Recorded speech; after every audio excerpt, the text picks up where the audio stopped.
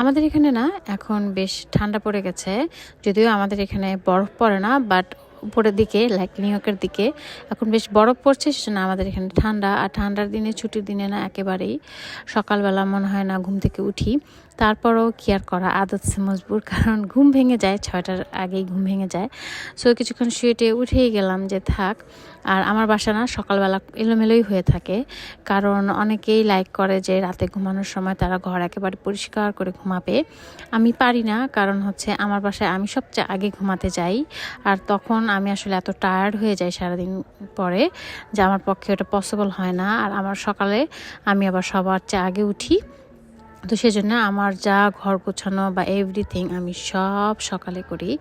আর ছুটির দিনের এই সকালবেলায় এই নিরিবিলিতে এই কাজগুলি করতে আমার কাছে আসলে বেশ ভালোই লাগে। তো ছুটির দিনে একটা অন্যরকম একটা ভালো লাগা, সারা সপ্তাহ কাজ টাজ করার পরে ছুটির দিন মানে একটা আলাদা মজা, হুড়াহুড়ি নেই। সো কালকে আমাদের সোফাটা ডেলিভারি দিয়ে গেছে এবং লাগছে একটা ঝামেলা। সেটা হচ্ছে আমরা দিছিলাম লেফট সাইড সেকশনাল সোফার অর্ডার, আসছে রাইট সাইড। সো প্রথমে একটু মাথা আওলায় গেছিলো আমাদের দুজনেরই। যাই হোক, ওরা তো ডেলিভারি দিয়ে গেছে, তা ওকে ফাইন।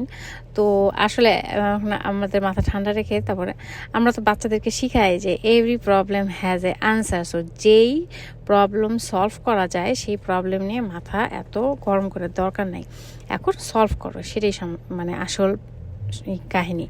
তো যাই হোক, আমরা এটাকে সলভ করে ফেলবো, কোনো সমস্যা নেই। দোকানে যেয়ে এটা কি করা যায় সেটা করে ফেলবো। তো যাই হোক, সকালবেলা উঠলাম, ঘর বাড়ি গুছালাম এবং সকালবেলা একদম ক্লিন একটা ঘর দেখতে আসলে ভালোই লাগে।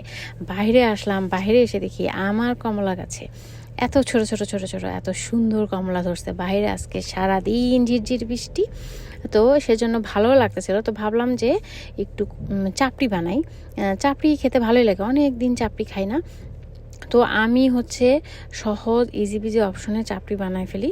সেটা হচ্ছে চালের গুঁড়ো দিয়ে একটু বেসন দিই আর একটু হচ্ছে ময়দা দিয়ে একসাথে করে আমি একটা ডিম ইউজ করি, এটাতে একটু ক্রাঞ্চি হয়, মজা লাগে। তো যাই হোক, সকালবেলা নাস্তায় আজকে হচ্ছে চাপড়ি আমাদের। সো চাপড়ি দিয়ে আর টমেটো সস দিয়ে খেতে কিন্তু বেশ ভালো লাগে। তো এর ভিতরে যাই হোক, আজাদও উঠে গেল, এখন চাপড়ি টাপড়ি বানাবো আমরা, আর হচ্ছে সকালের নাস্তা খাবো, আর যাব হচ্ছে সেই সোফার কাহিনীর প্রবলেমটাকে সলভ করতে। যাই হোক, ইনশাল্লাহ সলভ তো হয়েই যাবে। সো দেশে আম্মু আর বোনদের সাথে গল্প করতে করতে এখন নাস্তা খেয়ে নিব আমরা, আর আপনাদের সাথেও বাই